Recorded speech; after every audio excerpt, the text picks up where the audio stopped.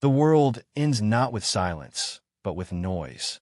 Flashing screens, shouting pundits, laughter that feels too forced to be real.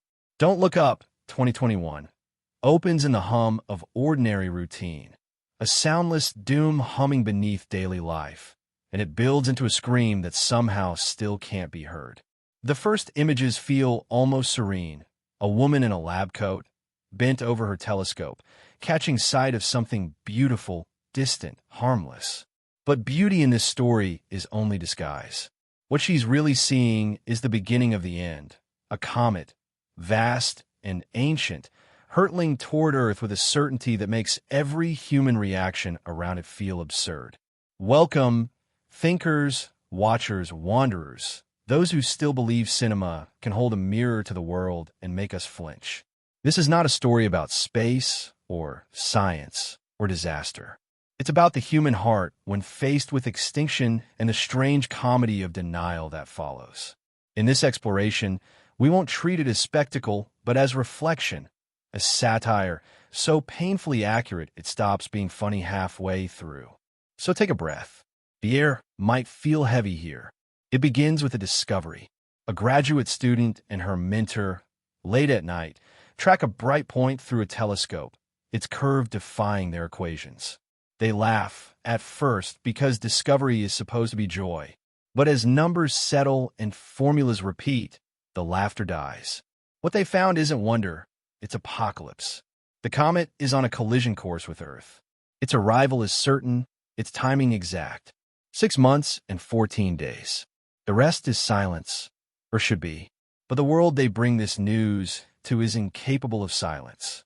They walk into institutions built not for truth, but for performance.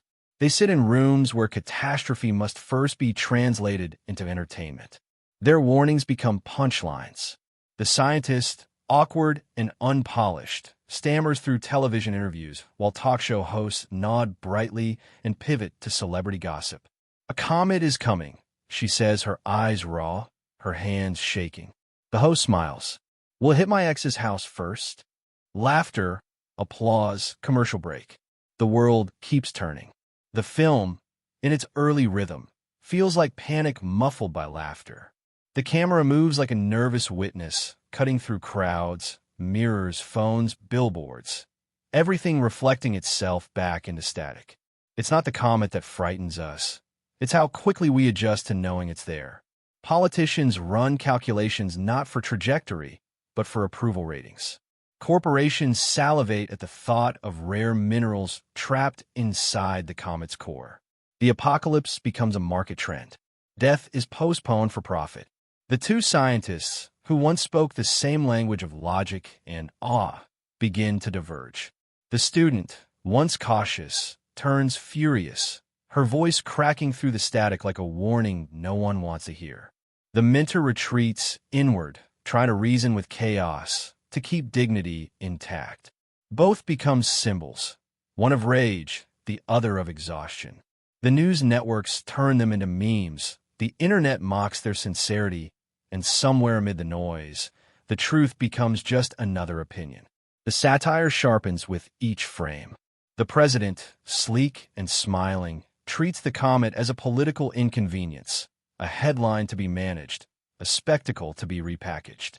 Her advisors speak of polls and optics, not impact and loss. Science, in this world, has no power unless it trends.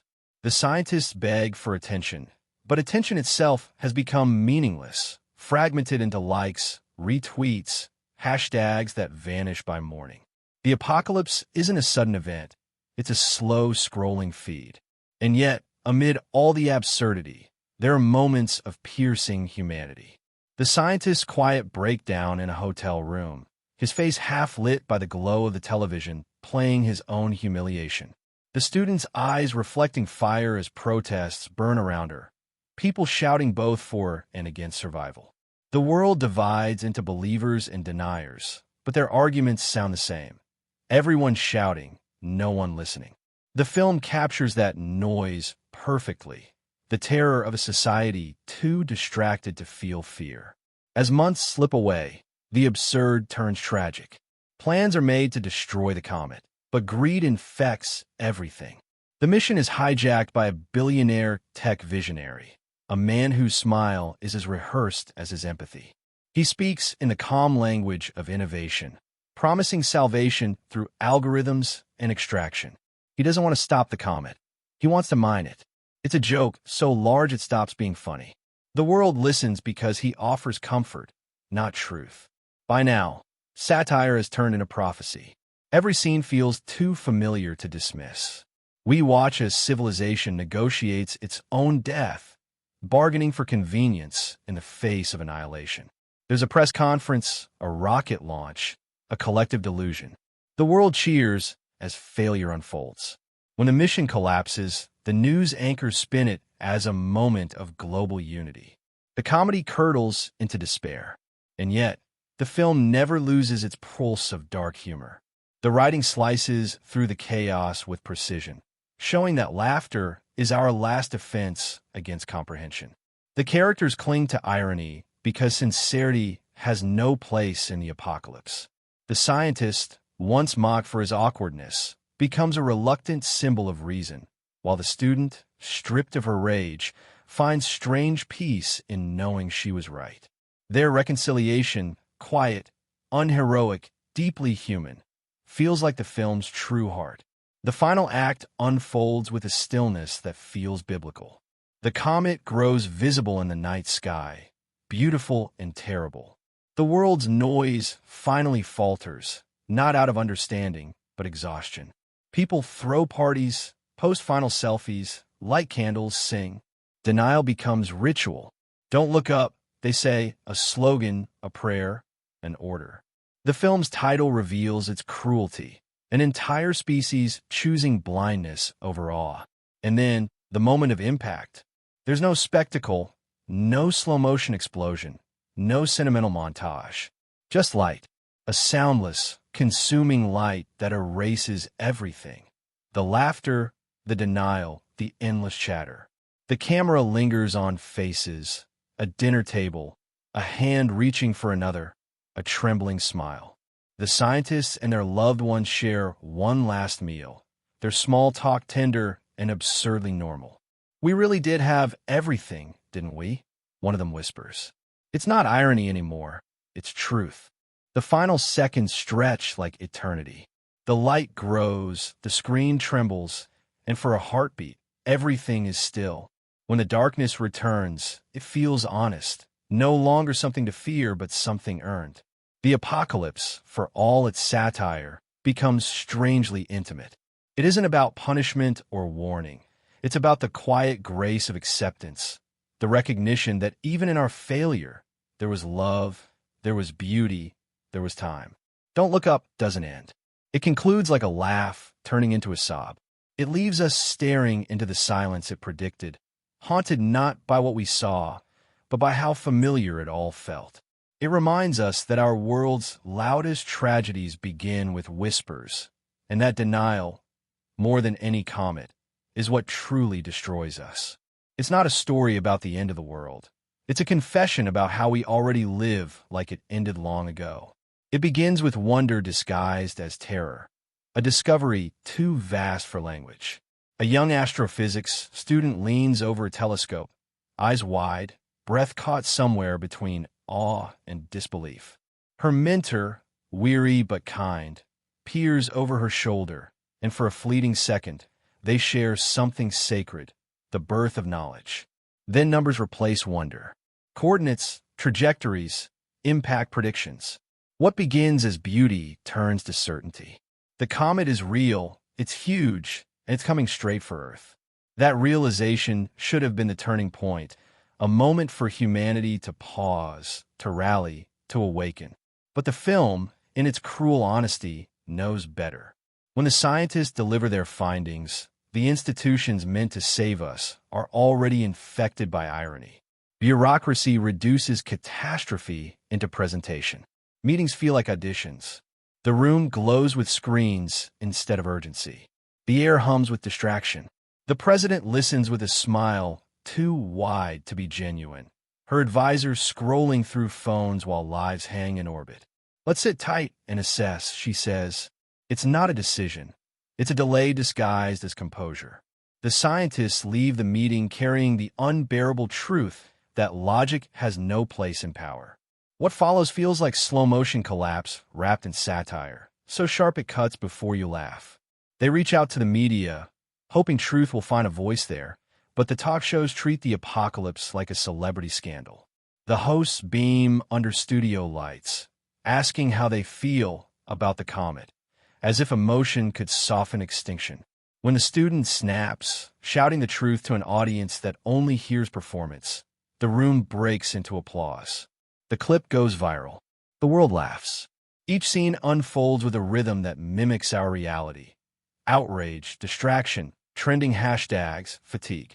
People argue about tone instead of facts. Politicians spin the story into campaign slogans.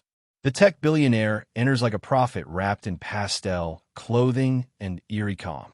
He's convinced the comet isn't a threat but an opportunity, a trillion-dollar mining prospect that can save humanity, while enriching those who already own it. Science is replaced by venture capital. Reason gives way to branding. The film's horror lies in its accuracy. It doesn't exaggerate. It simply refuses to look away. The tone oscillates between absurdity and ache. The mentor, once rational, begins to fracture beneath the noise. His attempt to remain dignified feels tragic. He appears on television, tries to speak slowly, calmly, but every word he utters is drowned by laughter tracks and background music. His face becomes a meme, his warning a punchline. The student, furious and disillusioned, loses herself in rebellion, joining activists shouting into a void that no longer listens. They're both trying to scream truth into an age that rewards silence. Somewhere amid this chaos, the world prepares for distraction. Social media births movements not for awareness, but for identity. Don't look up becomes a mantra, a gesture of denial, so complete it feels religious. The film captures the haunting comedy of mass delusion. Concerts held under skies that should terrify, parades celebrating ignorance, leaders smiling beneath banners of false optimism. The comet grows brighter each night, yet people post selfies with it, filters softening its approach. The end of the world becomes content. The cinematography changes as denial deepens. The first half of the film glows with artificial light, studio blues, campaign reds, the sheen of digital perfection. But as time decays, reality intrudes. The light shifts to gold and ash, sunsets too long, skies too quiet. The camera lingers longer on faces, as if searching for a trace of recognition. When panic finally hits, it's too late. There's no crescendo, only inevitability. Humanity's greatest flaw isn't ignorance. It's its ability to adapt to disaster as background noise. The scientist's breakdown scene becomes one of the most haunting moments of modern cinema. Alone in his hotel room, the television plays his own ridicule on repeat. His eyes glaze over. Laughter echoes. He isn't angry anymore. He's numb. That's the truest form of despair the film shows. Not screaming, not running, but resignation. His realization comes quietly, that maybe we don't deserve to be saved, not because we're evil, but because we can't stop pretending everything's fine. The tech mogul launches his mission to harvest the comet, a grotesque fusion of salvation and greed. The spectacle is pure theater, press releases, patriotic music, zero accountability. The scientist watches on TV, the student beside him, both already mourning. The rocket disappears into the sky, hailed as humanity's triumph, and the crowd cheers as if noise could substitute for prayer.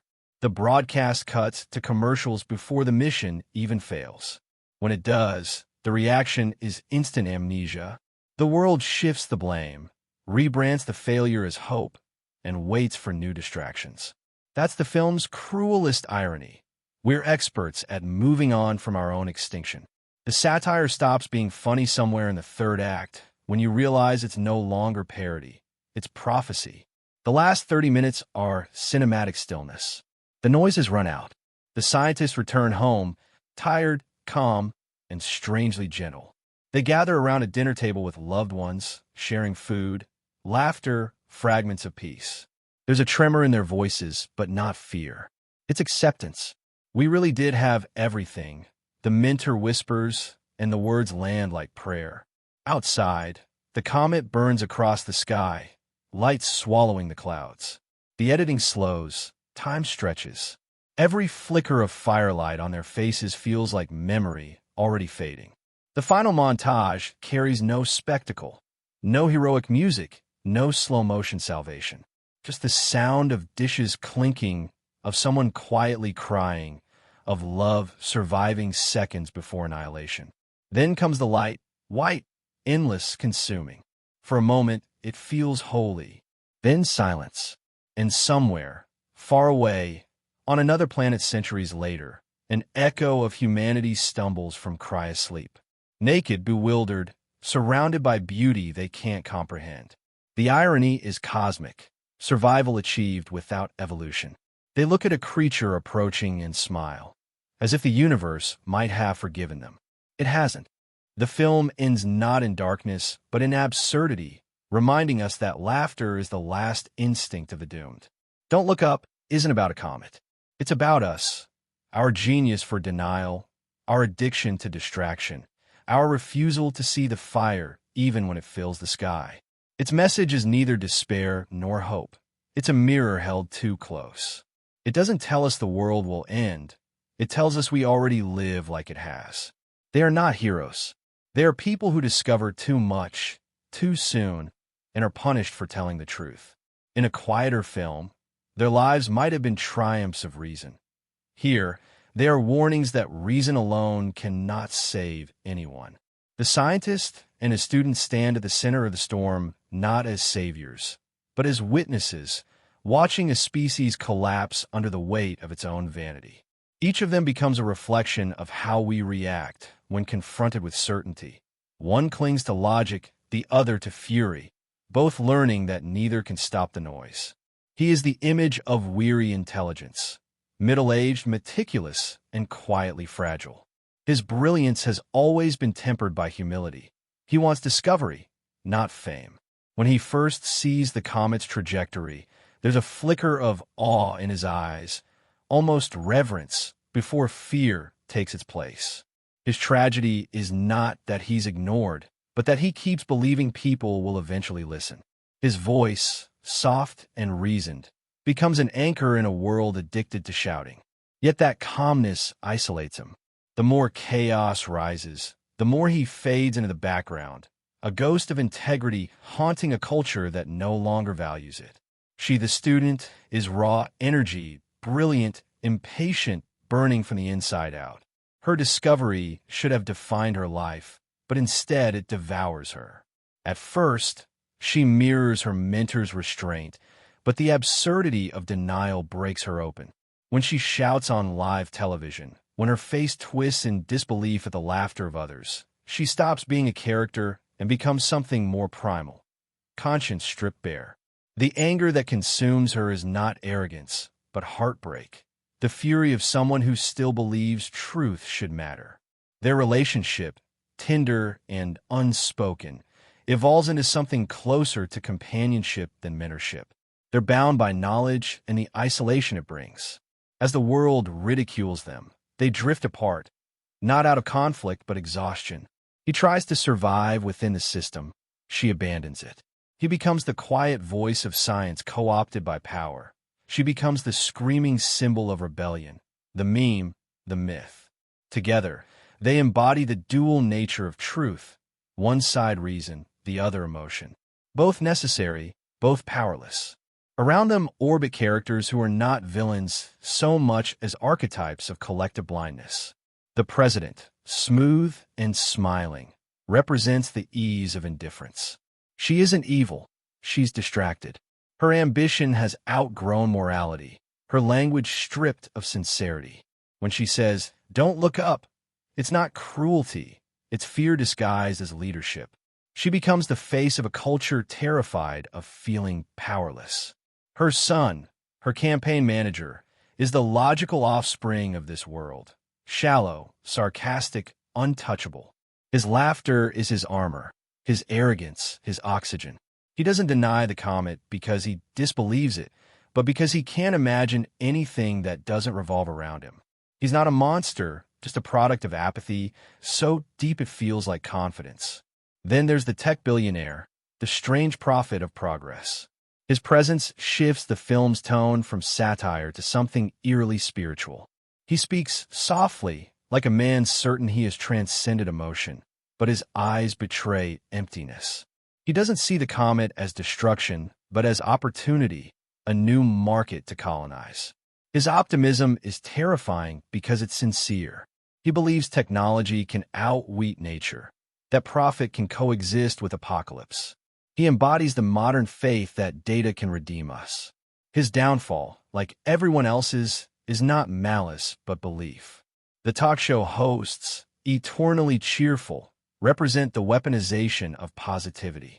They've mastered the art of deflecting meaning. Their charm disarms, their laughter anesthetizes. They are the guardians of comfort, ensuring that no truth ever pierces the bubble of entertainment. When the scientists appear on their show, the moment is excruciating, a clash between authenticity and performance. The hosts win, of course, because the world prefers the anesthetic of amusement to the shock of reality. As the story progresses, we begin to see that every character is both complicit and doomed. The general who charges for free snacks, the pop star who writes a song about the end of the world, the protesters who chant in both directions. They're all fragments of society unable to choose between panic and denial. The film doesn't judge them. It observes them with a weary kind of mercy.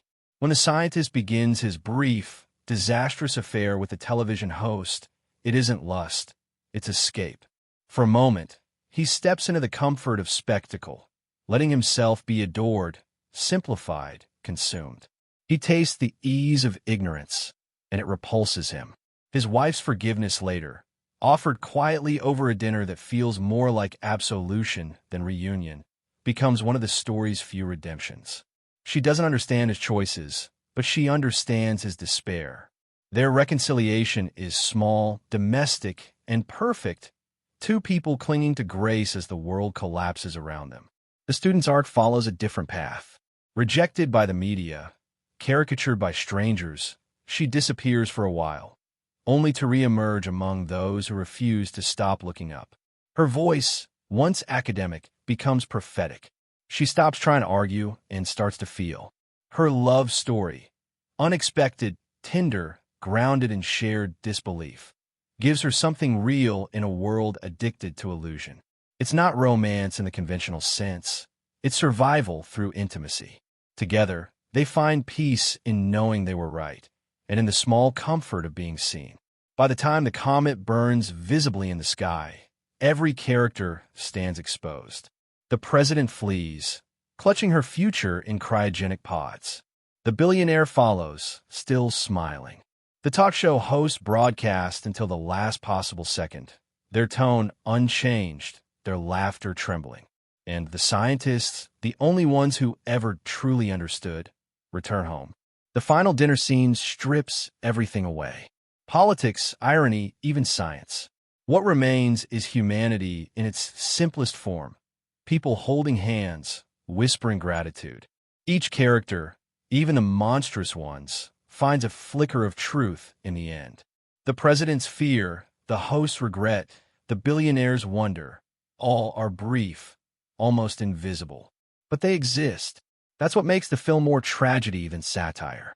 No one is entirely beyond redemption, but redemption arrives too late. The strength of these characters lies in their contradictions. They are grotesque yet familiar, absurd yet real.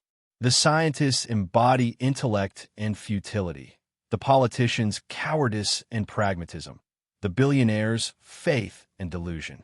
Together, they create a mosaic of a civilization that knows too much and feels too little. And yet, when everything ends, what lingers isn't scorn, it's compassion.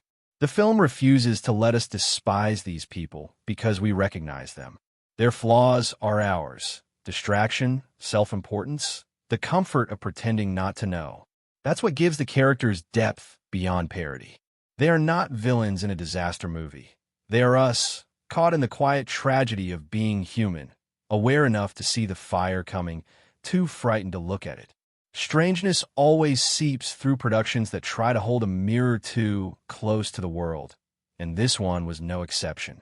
It began as a simple idea, a satire about denial, and turned into a chronicle of the very thing it mocked. The film was shot in fragments of chaos and brilliance, mirroring the hysteria it portrayed. The director often said that the set didn't feel like fiction. It felt like rehearsal for reality. He wasn't wrong. The first draft of the screenplay, written long before its release, was conceived as an exaggerated allegory about climate change.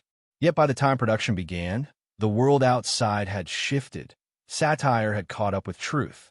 The cast joked that they were filming a documentary about human behavior disguised as a disaster movie.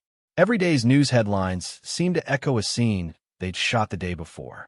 That eerie parallel gave the entire process a strange electricity, the sense that art was no longer predicting the future, but simply describing the present louder.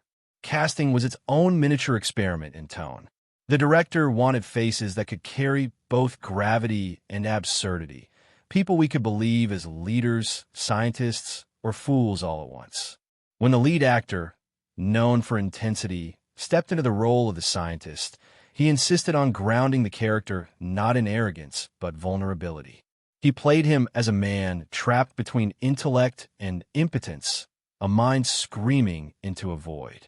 The young actress cast opposite him approached her role like a protest, every gesture, every line loaded with the exhaustion of truth-telling. Their dynamic off-screen mirrored their characters.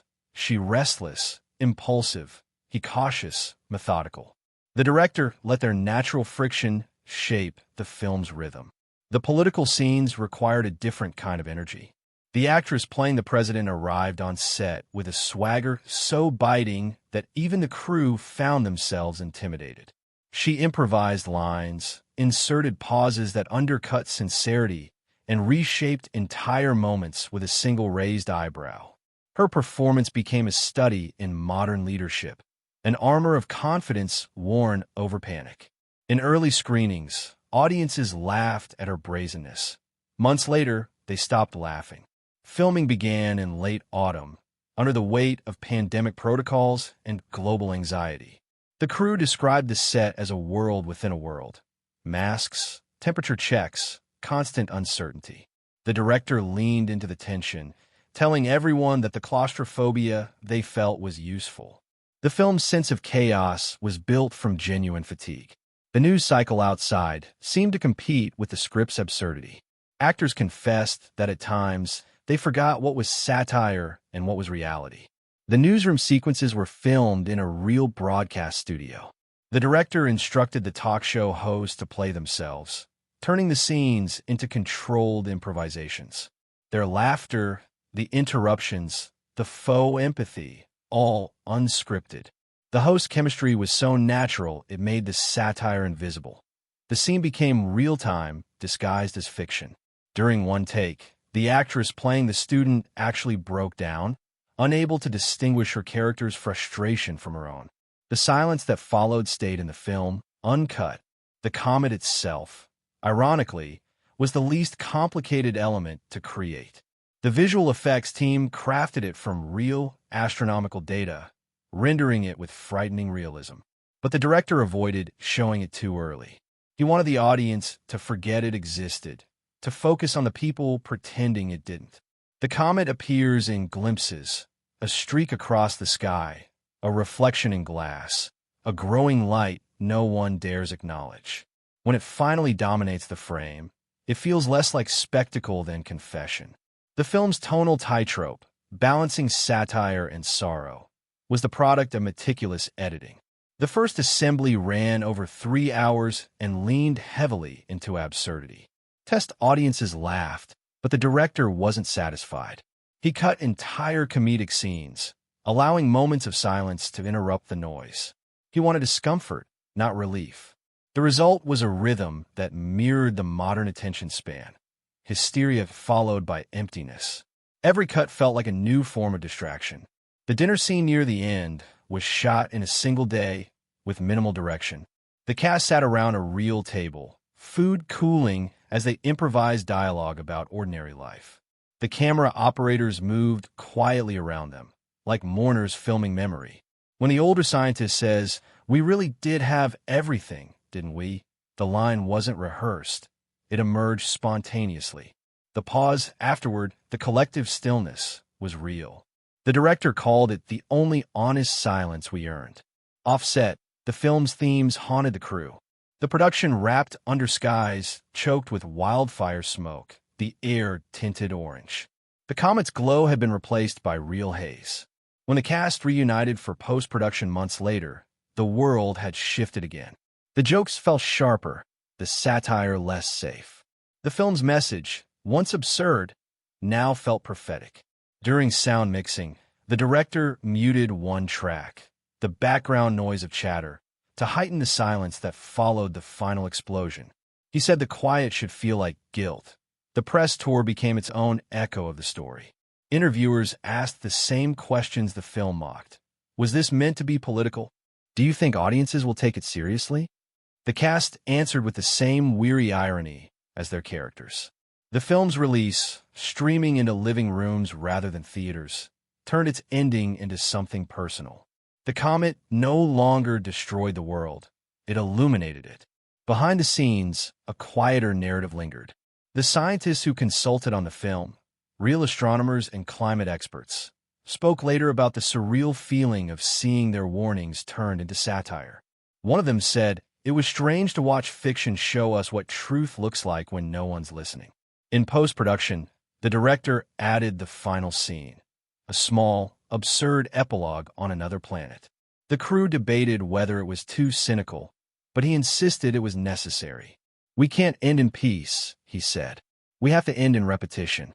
The choice gave the film its sting, the idea that survival without reflection is just exile.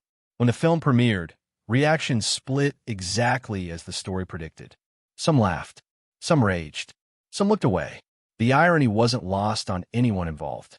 The director later said that his favorite part of the entire process was the confusion. "If they're arguing about tone," he said, "then they've already missed the message." Years later, cast and crew still describe the production as exhausting but sacred. Not because it predicted the end, but because it captured a feeling, the exhaustion of trying to make truth visible in a world allergic to it. One of the actors put it best. "We weren't making a satire about the end of the world. We were making a drama about how people learn to live as if it's already over." And perhaps that's what lingers most about its making, the sense that everyone on set, in their own quiet way, was documenting a civilization talking over the sound of its own ending. Every satire is built on a stage that looks familiar, but this one constructed its world with such care that it hurts to look at. The spaces where this story unfolds are not imagined. They are reconstructed mirrors of the environments we already inhabit. The sterile brightness of television studios, the beige indifference of government offices, the soft cruelty of corporate boardrooms. Each setting in the film feels like a symptom of the same disease, the comfort that blinds. The film begins in darkness, a faint hum of machinery, then the slow revelation of a telescope's reflection. The observatory, where the story is born, feels monastic. Cold metal, the whisper of distant wind, fluorescent light spilling onto notebooks covered in equations. This is the last honest space in the film, a sanctuary of precision, where discovery still means something sacred. The air is clean here, the sound design spare. It's the kind of silence that demands respect. Yet as soon as the news of the comet leaves this room, the world begins to deform. The university lab, filled with telescopes and half-eaten lunches, gives way to the sleek absurdity of power. The scientist's visit to the White House unfolds in rooms heavy with color and emptiness. The decor speaks louder than the dialogue. Portraits of authority hang above people who have none. The president's office, drenched in amber light, feels less like a place of decision and more like a theater, polished, unreal, a museum of confidence. The camera lingers on details that shouldn't matter. An untouched cup of coffee, a framed slogan, the glint of jewelry. The composition isolates the scientists in wide frames that make them look small, swallowed by luxury. The tone shifts further when the story moves into the studio lights of television. The talk show set is a spectacle of artificial comfort. Powdered faces, pastel colors, and the sharp, invisible hum of cameras capturing everything except truth. The lighting is flawless, unforgiving. The background screens loop images of glittering stars, fake galaxies, a visual joke the film never acknowledges directly. The audience laughter, recorded and amplified, becomes mechanical, almost sinister. Here, the apocalypse becomes content. The rhythm of editing quickens. Music cues overlap. Sound effects interrupt speech. It's chaos disguised as optimism. The cinematography in these scenes uses contrast like language. The camera stays uncomfortably close to the scientists, cutting between their strained faces and the empty sparkle of studio decor. When a student breaks down on air, shouting the truth, the lens holds her too long, letting the silence after her outburst stretch into something unbearable. The studio lights don't dim, they blind her instead. The world responds not with fear, but with memes and headlines. The framing becomes irony made visual. Even sincerity looks performative when surrounded by spectacle. The government war room, by contrast, is a sterile void. Walls the color of dust, cold LED light, endless screens showing data that no one reads. It's the architecture of paralysis.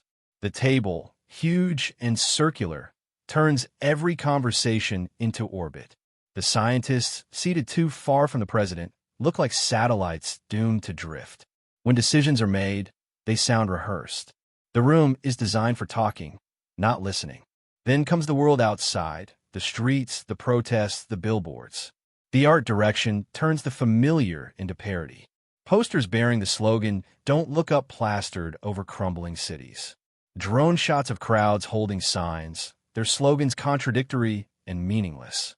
The camera, hovering above them, catches the rhythm of chaos, movement without direction. Even the weather becomes symbolism. Skies too clear, sunlight too harsh, as if the planet itself refuses to believe in its own ending. In the billionaire's world, the setting turns surreal. His tech headquarters glows with blue serenity, the color of artificial peace. The rooms have no corners, no shadows, no personality. His boardroom looks more like a chapel than a workplace. High ceilings, white walls, minimalist furniture. The lighting is cold, almost celestial, reflecting his god complex. The camera drifts slowly here, mimicking the cadence of his voice, hypnotic and disconnected.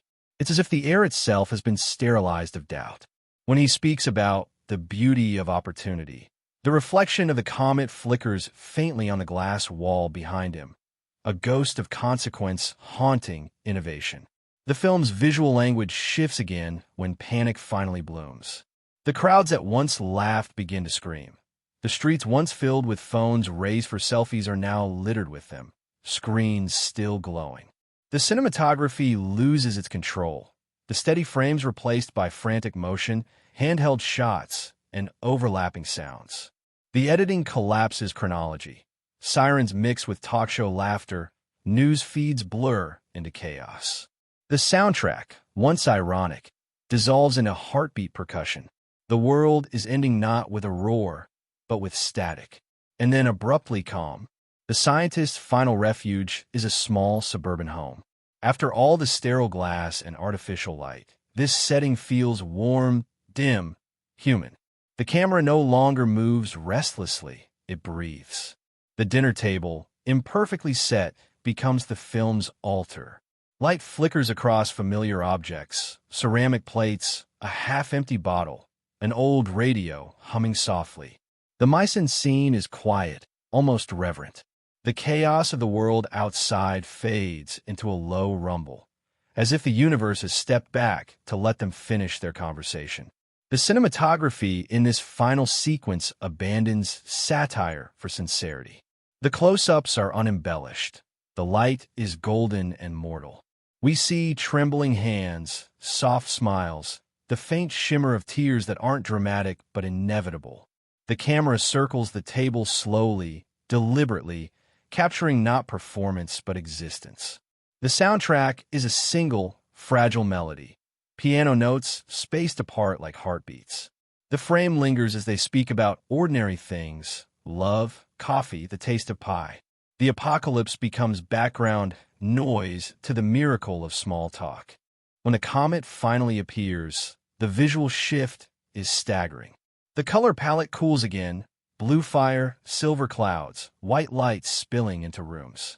The camera moves through streets and cities, now silent, as people stare upward. It's not horror, it's recognition. For the first time, everyone looks up. The world, absurd and self-absorbed, finds unity in its last act of surrender. The light from the comet reflects on faces, on glass, on rivers, on ruins. There's beauty in the end, terrible and perfect. The film's use of visual contrast, cold and warm, distance and intimacy, silence and chaos, creates a language beyond dialogue. Every setting tells the story of human arrogance meeting inevitability. The observatory, the White House, the TV studio, the boardroom, the kitchen table, each space is a chapter of denial, belief, and grace. When the impact comes, the screen flashes white. For a heartbeat, the frame dissolves into nothingness. And in that moment, every place, every light, every color feels connected, united in oblivion. The world that refused to listen has finally gone quiet. The settings that once defined hierarchy now collapse into ash, indistinguishable. The film ends not with destruction, but with absence. And as the credits begin, you realize that the true setting was never the planet, the buildings, or the rooms. It was us, our collective blindness, our comfortable spaces built to avoid reflection. The places in the film remain unforgettable because they are not fiction. They are where we live. Behind the camera, it was chaos masquerading as control, an energy so alive that the film seemed to evolve on its own. The production of this movie felt less like a shoot and more like a real-time sociological experiment, one where satire, politics, and exhaustion fused into something that resembled prophecy. Everyone on set could feel that what they were making wasn't just entertainment. It was an autopsy of the moment they were living in. The director, famous for juggling absurdity and sincerity, treated the set like an organism. His notes to the crew were never about perfection. If it feels rehearsed, he said, it's dead. He encouraged chaos, inviting interruptions, laughter, discomfort. The dialogue, written to mimic the speed and fragmentation of online thought, was performed with overlapping voices. Actors spoke over each other constantly, their timing natural but unpredictable. Some days, the microphones caught 3 separate arguments at once. The director loved it. That's what the world sounds like now, he said. From the first day of filming, there was a tension that everyone could feel, but no one could quite name. It was late 2020. The air outside was heavy with uncertainty.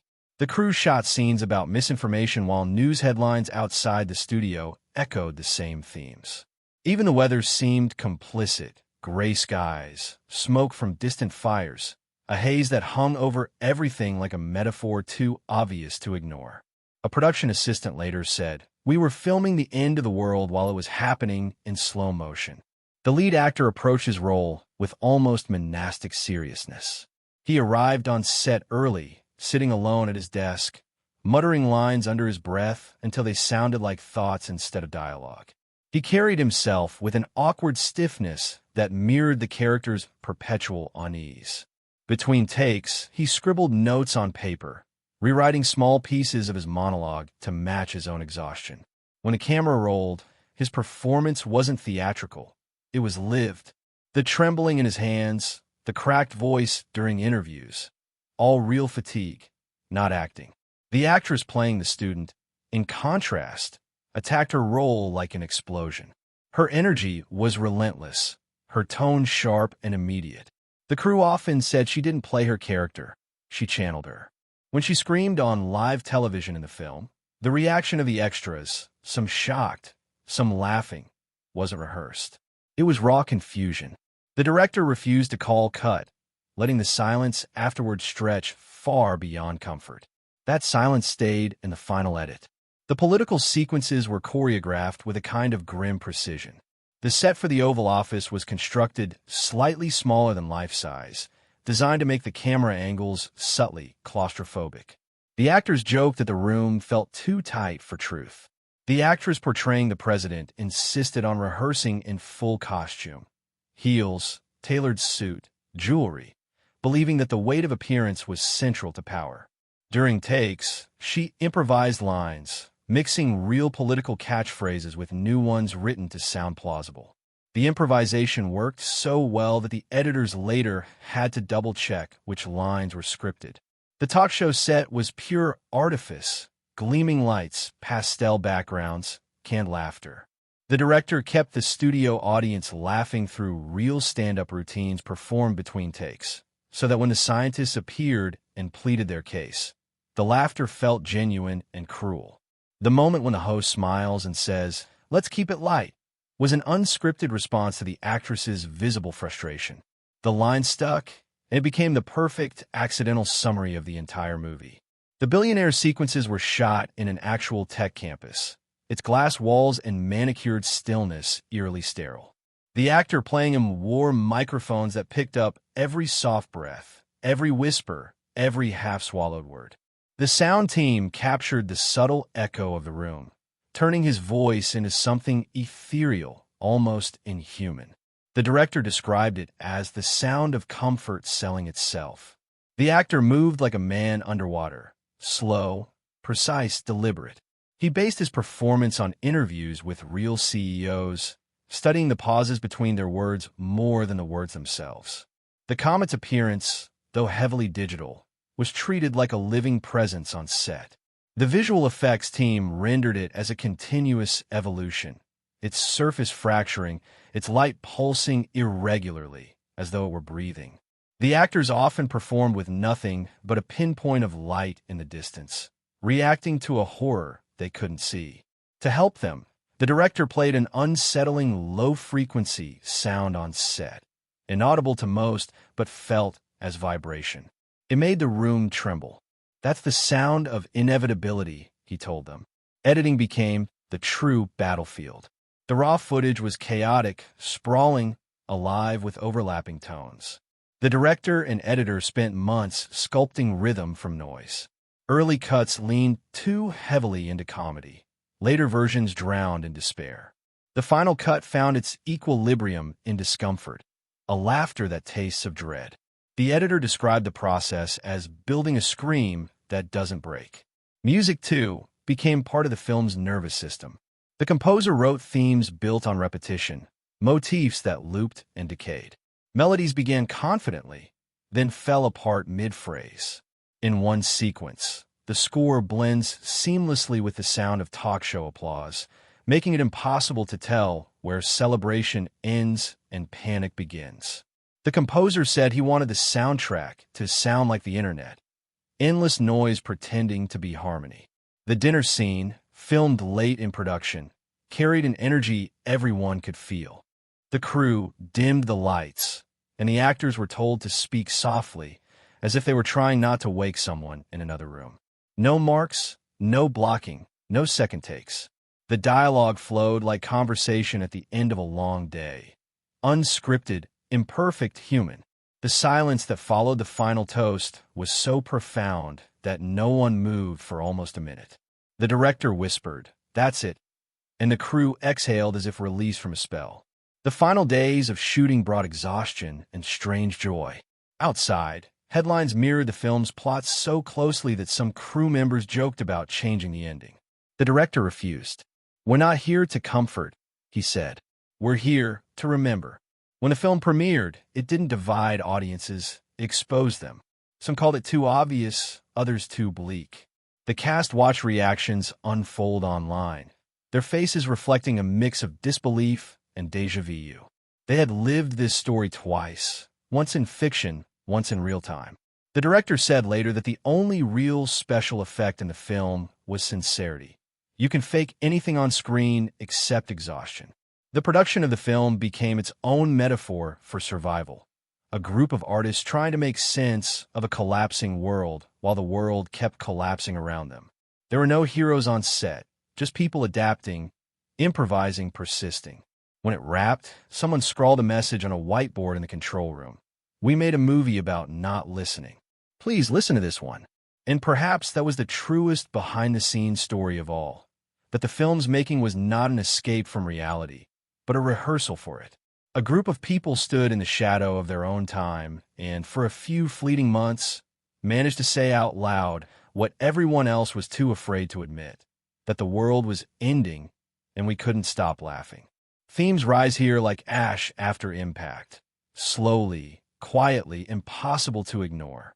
Beneath its humor, beneath the spectacle, beneath the satirical gleam, this film is a study of human fragility disguised as a joke about the end of the world. Every laugh carries the echo of a scream. Every absurdity masks a truth we already know but refuse to face. It's not a disaster movie.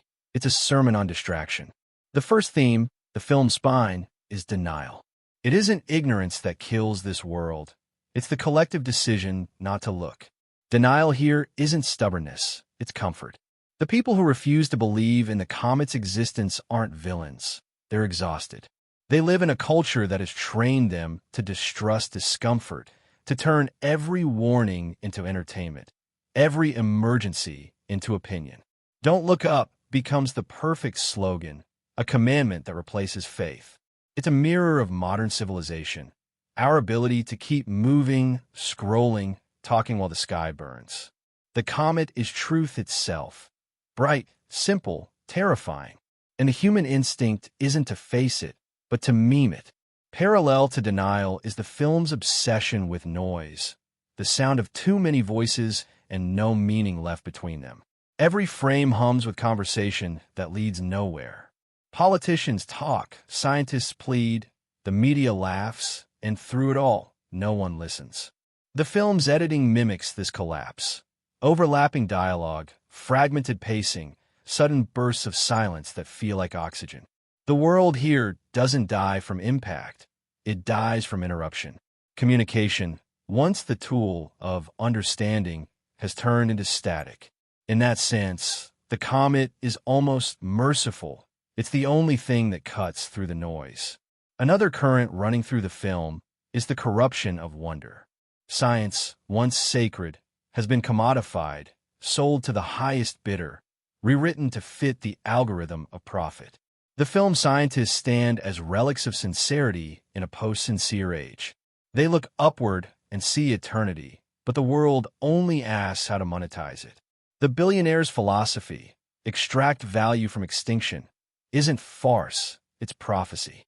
He speaks softly because he's right in the worst possible way. His calmness is terrifying precisely because it feels rational. The film shows us that our tragedy isn't ignorance. It's intelligence without empathy. The satire burns brightest in its critique of power, the ease with which authority transforms apocalypse into optics. The president's every action is performance, her morality tethered to polling data. Power, in this world, exists only as illusion, confidence projected at high volume. The government's response to annihilation becomes the perfect metaphor for modern leadership. Manage perception, not reality. The film's horror lies in how familiar that feels. And yet, beneath this cynicism, there's tenderness. The dinner scene, simple, domestic, unadorned, is the film's heartbeat. It reveals the final and most devastating theme, the fragility of meaning. After all the noise, all the arrogance, all the satire, what remains are small things. Hands touching across a table, laughter over wine, the taste of food. When death becomes certain, humanity returns to its essence. The world that refused to look up finally looks inward. The moment is so ordinary it's holy. The film's symbols are unambiguous but layered. The comet is not only death, it's knowledge. It's the consequence of awareness without wisdom. Its trajectory is inevitable because it mirrors the one we're already on, self-inflicted, unacknowledged, unstoppable. The Don't Look Up campaign becomes more than political satire. It's existential. It represents the human refusal to confront truth that threatens comfort. It's the way we scroll past despair, the way we disguise apocalypse as inconvenience. Even humor becomes a symbol here, a survival mechanism turned against itself. The laughter throughout the film is both weapon and wound. We laugh because it's unbearable not to. The jokes, the memes, the sarcasm, they're shields against comprehension. By the end, when laughter finally dies, the silence feels violent. It's the moment when irony collapses under the weight of sincerity. The film's power lies in forcing that collision, to make us laugh until it hurts, then leave us sitting in the ache of what we were laughing at. The comet's arrival is filmed not as destruction, but as revelation. The light that fills the screen is blinding, almost beautiful. In that brightness lies the film's final message. Truth, once seen, cannot be unseen. It destroys not because it hates, but because it's absolute. The ending isn't punishment, it's consequence. The universe, indifferent and vast, simply continues. The extinction of humanity becomes a quiet event in a cosmos too large to notice. The irony is cosmic. We built satellites to watch the stars, but couldn't bear to see ourselves. Love, though fragile, threads through the satire like a hidden current. The scientist's marriage, the student's awkward romance, the tenderness at the table. These are the film's quiet acts of rebellion. In a world ruled by spectacle, love becomes the last form of sincerity. The comet can destroy the planet, but not the moments of connection that happened before impact. Those moments, the film suggests, are our only redemption. The final theme, the one whispered beneath everything, is responsibility. The story is not about saving the world, but about recognizing our part in losing it. Every character fails in some small, human way. The scientists fail to communicate without condescension. The media fails to take anything seriously. The politicians fail to prioritize truth over power. The people fail to demand better. It's a chain of small compromises that lead to catastrophe, a reflection of how collective failure always begins with individual apathy. The film's title, in that sense, is not a command but a confession. Visually, the themes intertwine through contrast, sterile rooms against burning skies, artificial light against natural flame, screens against human faces. The cinematography itself becomes moral language, beauty and horror coexisting in one frame. Even the film's humor is framed with sadness. When the pop star sings her apocalyptic anthem, catchy, glossy, shallow, it's not mockery, it's lament. The world dances while dying, and the camera never blinks. What makes this film unforgettable isn't its scale, but its precision. It understands that apocalypse is not an event, but a behavior, a slow erosion of sincerity. Its satire cuts deep because it never feels distant. It feels lived, inevitable, already happening. The comet may be fiction, but the denial is documentary. The ending isn't future, it's now. And when the final image fades to white, what remains is not despair, but clarity. The film doesn't ask us to believe in salvation. It asks us to look up, to look around, to look inward. The greatest tragedy isn't that the world ends, but that it could have been beautiful if only we'd noticed it sooner. In the end, that's what the film really is, a eulogy for awareness. A reminder that knowledge without humility is just another kind of blindness. The comet, the laughter, the silence, they all orbit the same truth, that we are creatures who saw the fire coming and chose to turn away. And in choosing not to look, we fulfilled the prophecy the film so tenderly, so mercilessly tried to warn us about. Filmmaking is a strange act of faith. It begins with control, with frames, cuts, lenses, and light. And then at some point, it must give in to accident, to instinct, to the mess of emotion that turns craft into life. This film lives in that space between control and collapse. Every technical decision, every sound cue, every frame, every color shift, mirrors the very chaos it tries to warn us about. The movie doesn't just depict disorder, it's built from it. The cinematography is anxious by design. The camera rarely rests. In the early scenes, it moves like a nervous observer, too close, too intimate, catching fragments of faces and half-finished sentences. The lens trembles slightly, not out of carelessness, but empathy. It's trying to keep up with a world moving faster than understanding. When the scientists speak, the focus drifts, the background flickers with screens, logos, glinting microphones. The camera itself becomes a character, curious, panicked, desperate to make sense of too much information at once. Color carries the story's emotional arc more clearly than words. The opening scenes glow with the cold clarity of discovery, blues, silvers, fluorescent whites. Knowledge feels clean here, sharp enough to cut. But as the news spreads, the palette shifts toward saturation. Reds and golds bloom unnaturally, the light becoming artificial, oppressive. The media scenes burst with color, so bright it becomes violence. Pastel pinks, neon greens, talk show yellows. The apocalypse looks like a commercial. By the final act, when the comet burns visibly across the sky, the color drains. What remains is ash and candlelight. It's not the world losing brightness. It's illusion fading, truth reclaiming its gray. Editing, the heartbeat of the film, mimics the human attention span at its worst. Early cuts are frantic. News montages, split screens, social media clips layered over interviews. Information overload is turned into rhythm. Each edit lasts just long enough to register, never long enough to absorb. This restless structure forces the viewer into the same cognitive exhaustion as the characters. You stop processing, start floating. When the pace finally slows, when silence returns, it feels almost violent. The audience, like the world, has forgotten how to be still. The sound design completes the film's architecture of anxiety. It begins with quiet, a low hum of the observatory's instruments, the whisper of equations scribbled on paper.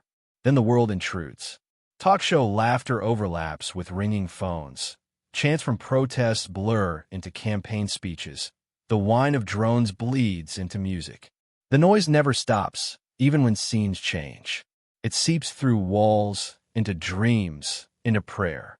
The few moments of genuine silence, inside the kitchen during the last dinner, in the split second before impact, land like miracles. You realize how much the film has made you miss the sound of nothing.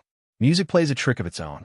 The score alternates between satire and sincerity, never allowing comfort.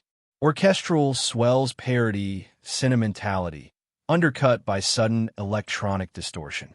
The composer's theme, a repeating motif on piano, starts confident and measured, but by mid-film it stumbles, skips notes, breaks tempo. It's as if the music itself is losing faith. In the final scenes, it slows to heartbeat pace, no melody left, just rhythm and breath. It's the sound of resignation disguised as grace. Cinematographic framing transforms humor into critique.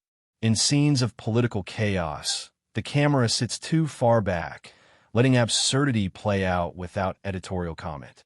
It refuses to zoom in, to sympathize, to explain. In contrast, the dinner scene is filmed with aching intimacy. The camera glides between faces, often lingering mid-conversation, catching details, a shaking hand, a tear caught before it falls, a small smile that pretends not to know what's coming. The lens becomes patient, reverent. The apocalypse turns cinematic space into confession. The comet's sequences combine spectacle and restraint. The visual effects team avoided grandeur, choosing realism over fantasy. The comet's light behaves like real fire, flickering, inconsistent, far more terrifying in its ordinariness. When it fills the sky, it isn't accompanied by bombast, but by stillness. The world below is lit in pale white, the same glow used in medical rooms and morgues. The destruction feels intimate, not global. Instead of showing buildings collapsing, the camera focuses on small details. A cup trembling on a table, a window cracking, dust floating like snow. The end of the world, it suggests, is not an explosion, but an unraveling. Even the use of aspect ratio becomes storytelling. The film's frame widens gradually as the narrative expands from discovery to chaos. The early, narrow compositions evoke isolation. By the midpoint, the screen bursts open, mirroring the overwhelming flood of information. In the final act, as the world collapses, the ratio subtly tightens again, our field of view shrinking with our fate. It's a visual metaphor for denial giving way to confinement. The production design amplifies irony through texture. The scientist's home is cluttered but alive. Books, coffee mugs, evidence of thought. In contrast, the president's spaces gleam with emptiness, full of reflective surfaces where meaning should be. The tech billionaire's headquarters abandons color altogether. White corridors, white suits, white light. The set designer described it as the aesthetic of nothingness, the future sanitized of feeling. The closer humanity gets to power, the less human it looks. Lighting serves as moral compass. Natural light equals honesty. Artificial light equals manipulation. The observatory, with its cool shadows, feels grounded in reality. The press conferences, flooded with spotlights, feel stage-managed and brittle. When the comet finally appears, it casts its own light, a natural, merciless illumination. No shadows, no lies. The light of truth destroys and purifies at once. Box office numbers, curiously, echoed the film's narrative arc release during a period of collective fatigue. It sparked conversation rather than consensus. Some audiences found it too real to laugh at. Others mistook its despair for cynicism. Yet it endured, not because of spectacle, but because of recognition. It became a kind of cultural mirror, a record of how laughter became defense. Critics argued over whether it was comedy or tragedy, missing the point that it was both. Technically, the film stands as proof that control and chaos can coexist. Every element, the saturated colors, the jarring edits, the frantic sound, serves the same purpose: to recreate what it feels like to live through collapse while pretending it's fine. The filmmaking itself becomes metaphor. It fragments, overloads, and finally quiets, reflecting the trajectory of the story and perhaps the world that inspired it. In its last moments, when a screen fades to white, you can feel the director letting go, not of control, but of illusion. The frame holds light too long, as if to burn the image into memory. It's not an ending shot, it's an afterimage. The filmmaking, like the story, refuses closure. It lingers, demanding that we carry its unease with us. That is the film's technical miracle. It weaponizes form. Its cuts mimic our attention spans. Its colors are delusions. Its sound our fear. Every frame says what dialogue cannot. That the tools we use to build understanding can also be used to destroy it. And by the time it ends, the filmmaking itself feels like an elegy for awareness, a record of what cinema can do when it stops pretending to entertain and dares, instead, to look straight at us. When everything finally stops moving, when laughter fades and the screens go dark, the story leaves behind not despair, but stillness. The ending of this film feels less like a conclusion and more like awakening after a long, uneasy dream. What began as a joke about human folly becomes a requiem for everything that once made us extraordinary. Our curiosity, our empathy, our hunger for truth. In its last quiet moments, the noise of the modern world evaporates, and what remains is the oldest sound in existence. People breathing together, facing the inevitable, choosing to stay. The scientists sit around the table, not as experts or prophets, but as human beings rediscovering simplicity. There's no grand declaration, no sermon on the meaning of life. They talk about groceries, childhood, coffee, and gratitude. The film closes not with panic, but with perspective, the awareness that even in extinction, there can be grace.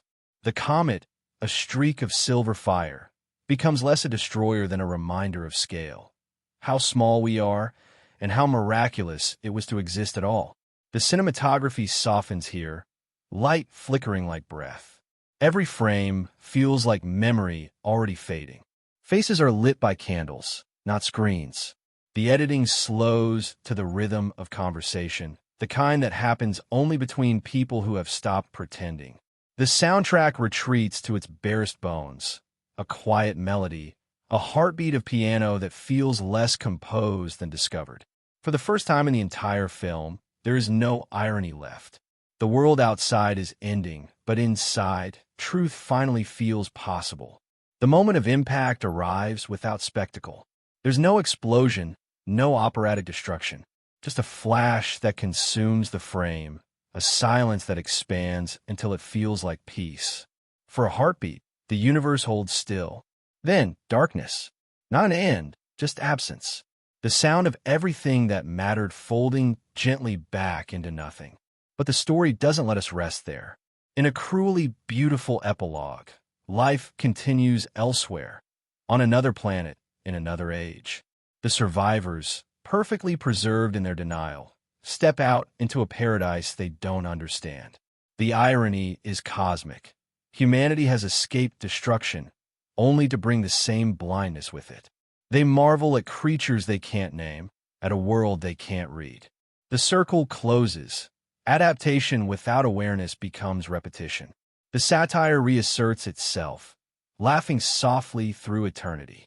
And yet, amid that laughter, the film leaves one truth glowing beneath the ashes. That love, small, imperfect, transient, remains the only form of sanity in chaos.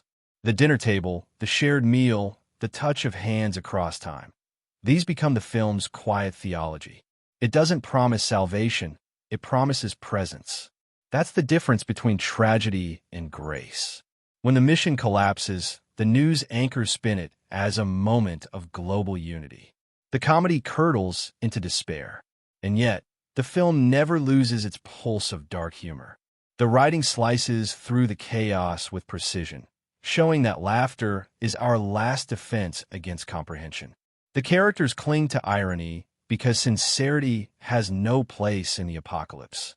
The scientist, once mocked for his awkwardness, becomes a reluctant symbol of reason, while the student, stripped of her rage, finds strange peace in knowing she was right. Their reconciliation, quiet, unheroic, deeply human, feels like the film's true heart. The final act unfolds with a stillness that feels biblical. The comet grows visible in the night sky, beautiful and terrible. The world's noise finally falters, not out of understanding, but exhaustion. People throw parties, post final selfies, light candles, sing. Denial becomes ritual. Don't look up, they say, a slogan, a prayer, an order. The film's title reveals its cruelty, an entire species choosing blindness over awe. And then, the moment of impact. There's no spectacle, no slow-motion explosion, no sentimental montage. Just light, a soundless, consuming light that erases everything. The laughter, the denial, the endless chatter. The camera lingers on faces, a dinner table, a hand reaching for another, a trembling smile. The scientists and their loved ones share one last meal, their small talk tender and absurdly normal. "We really did have everything, didn't we?" one of them whispers. It's not irony anymore, it's truth. The final seconds stretch like eternity. The light grows, the screen trembles, and for a heartbeat, everything is still. When the darkness returns, it feels honest. No longer something to fear, but something earned. The apocalypse, for all its satire, becomes strangely intimate. It isn't about punishment or warning. It's about the quiet grace of acceptance, the recognition that even in our failure, there was love, there was beauty, there was time. Don't Look Up doesn't end. It concludes like a laugh, turning into a sob. It leaves us staring into the silence it predicted, haunted not by what we saw, but by how familiar it all felt. It reminds us that our world's loudest tragedies begin with whispers, and that denial, more than any comet, is what truly destroys us. It's not a story about the end of the world. It's a confession about how we already live like it ended long ago. It begins with wonder disguised as terror, a discovery too vast for language. A young astrophysics student leans over a telescope, eyes wide, breath caught somewhere between awe and disbelief. Her mentor, weary but kind, peers over her shoulder, and for a fleeting second, they share something sacred, the birth of knowledge. Then numbers replace wonder. Coordinates, trajectories, impact predictions. What begins as beauty turns to certainty.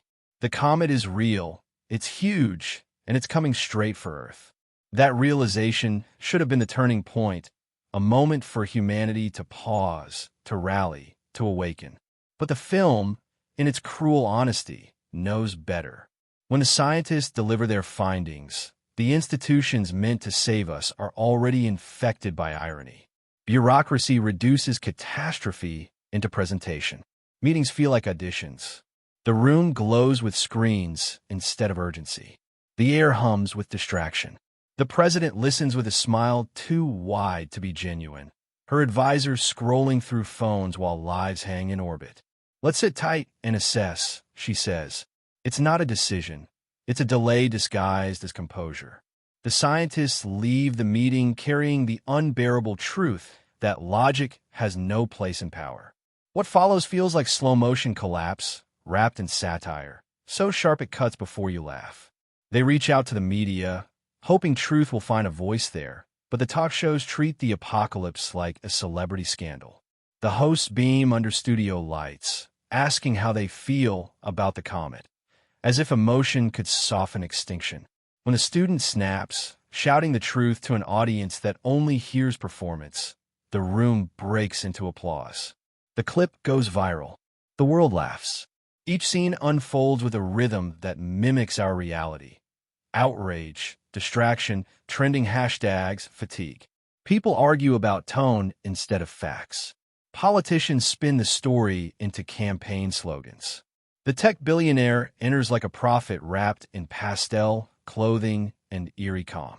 He's convinced the comet isn't a threat but an opportunity, a trillion-dollar mining prospect that can save humanity while enriching those who already own it. Science is replaced by venture capital. Reason gives way to branding. The film's horror lies in its accuracy. It doesn't exaggerate. It simply refuses to look away. As the credits roll, the camera seems to hover somewhere beyond the noise, above the planet, above the ruins, above all the things we thought would last. The Earth is just light now, dissolving into the same darkness that birthed it. The music swells faintly, not triumphant but grateful, like a sigh after years of holding one's breath. The story doesn't ask us to mourn the end. It asks us to notice that we were here. In that final gesture, the film redeems itself from despair. It doesn't tell us to look up or down. It tells us to look around, at the small, fleeting, beautiful world we still have. It suggests that maybe apocalypse isn't an ending but a mirror reflecting everything we chose not to see until it was too late. The silence after the film ends isn't emptiness, it's invitation. What lingers is not fear, but recognition. We leave the story quieter, slower, uncertain of how to return to ordinary life. The laughter that once felt safe now sounds like warning. The comet, that impossible symbol of consequence, burns behind our eyelids long after the credits fade. We realize, too late, that the film never wanted to scare us. It wanted to remind us. The end of the world isn't spectacle. It's the sound of people still pretending not to care.